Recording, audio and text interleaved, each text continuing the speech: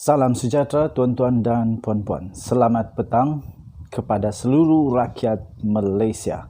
Tuan-tuan dan puan-puan, saya mulakan pada kali ini video ini dengan satu dokumen yang baru diterima dengan satu perenggan yang amat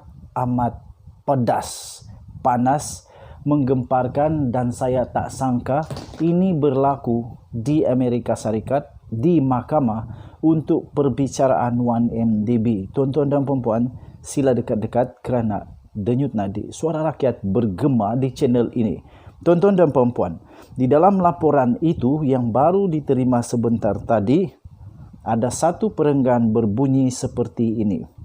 Beliau berkata, ini dilakukan kerana orang dalam UMNO tidak berpuas hati dengan akses rapat dan tidak terhalang jolo kepada Najib Razak. Sebelum kita mulakan, saya ingin belanja kamu dengan satu video terbaru. Apa pendapat kamu dengan video ini? Dengar sini, ini bukan serangan peribadi. Saya akan terus bercakap soal integriti kerana akhirnya kita terpaksa tanggung beban secara kolektif. Baru-baru ini, nama bekas Perdana Menteri Datuk Seri Najib Razak buat hal lagi di Mahkamah Amerika Syarikat apabila FBI mendakwa Datuk Seri Najib telah menerima sebanyak 756 juta US dollar bersamaan 3.18 bilion ringgit daripada dana 1MDB yang diseleweng. Kawan bisnes juta-jutanya jolo turut join sekaki curi 1.42 bilion US dollar bersamaan 5.97 bilion ringgit daripada dana 1MDB. Patutlah hilang. Rupanya bukan dua orang sahaja yang terima dana 1MDB yang diseleweng, tetapi sedasari 7 orang. Berbelit kalau saya nak sebut jumlah satu persatu, tapi yang pasti nama anak tiri Datuk Seri ada dalam senarai. Saya kira jumlah semua mencecah 3 bilion US dollar ataupun 12.6 bilion ringgit. Masya Allah Syekh, banyaknya. Nak tahu berapa banyak 12.6 bilion ringgit ini?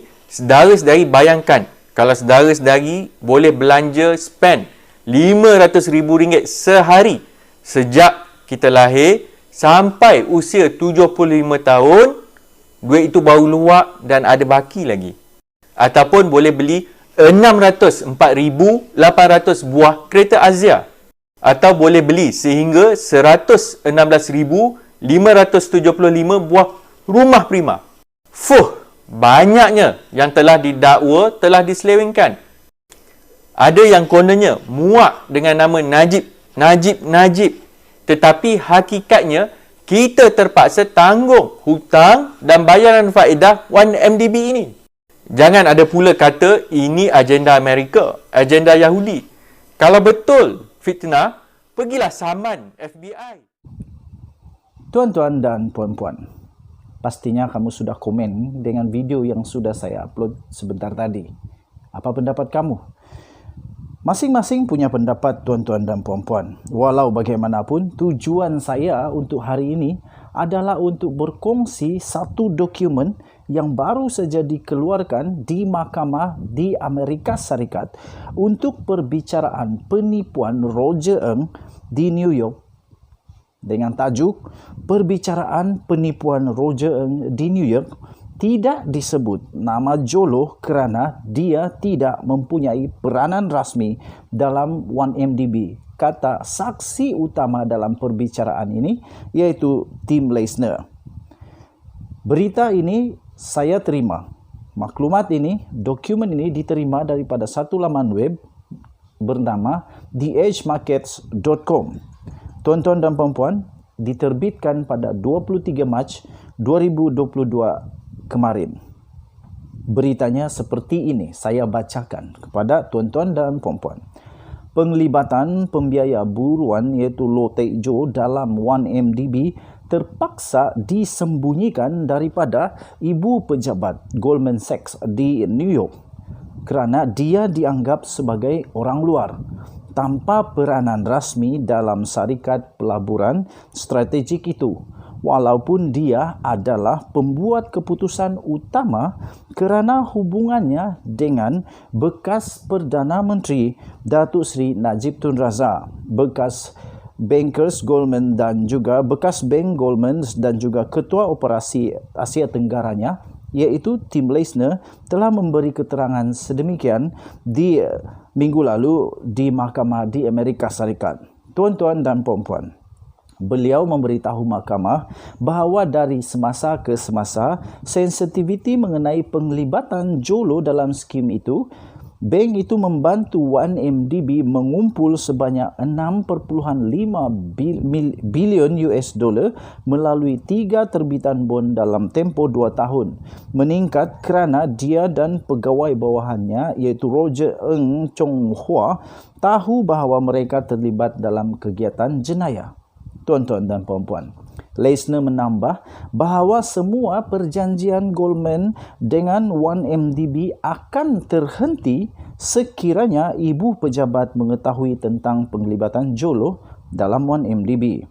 Ditanya oleh pendakwa mengapa dia menyembunyikan nama Jolo dan penglibatan dalam email kepada rakan-rakannya, Tim Leisner menjelaskan kerana kami bercakap tentang institusi kerajaan di sini, di mana orang luar, bukan sebahagian daripada struktur korporat atau struktur pentadbiran, pada asasnya memegang semua kuasa, semua kawalan ada padanya, dan hubungan itu datang dari hubungannya dengan Perdana Menteri Datuk Seri Najib Tun Razak.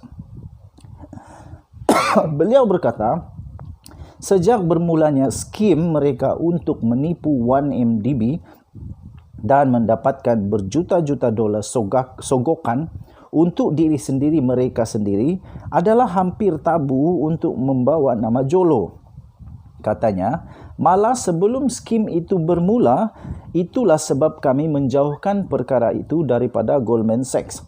Apabila skim dimulakan, sudah tentu sensitif, iaitu sensitivity hanya meningkat kerana sekarang kami tahu bahawa kami bermula, kami sebagai Roger dan saya di Goldman Sachs, kami tahu bahawa kami terlibat dalam aktiviti jenayah yang kami tidak mahu sesiapa untuk didedahkan, katanya.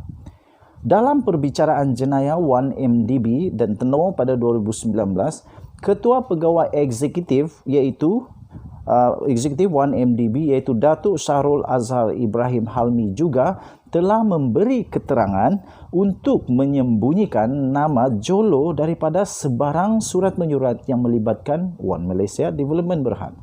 Beliau berkata, inilah perenggan yang saya baca sebentar tadi.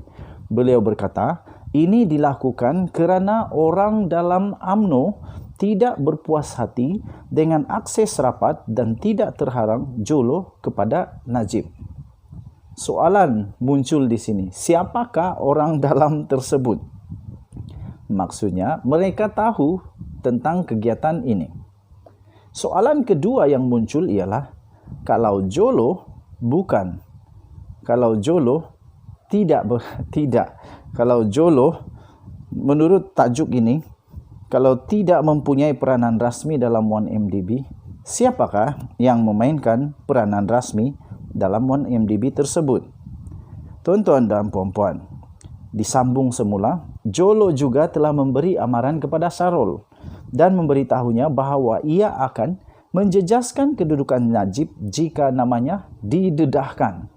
Rupanya memang pada awal lagi 1MDB ini, kalau menurut laporan ini, bukan untuk memberikan kekayaan keuntungan kepada negara, tetapi memang dengan tujuan menipu dengan skim jenayah.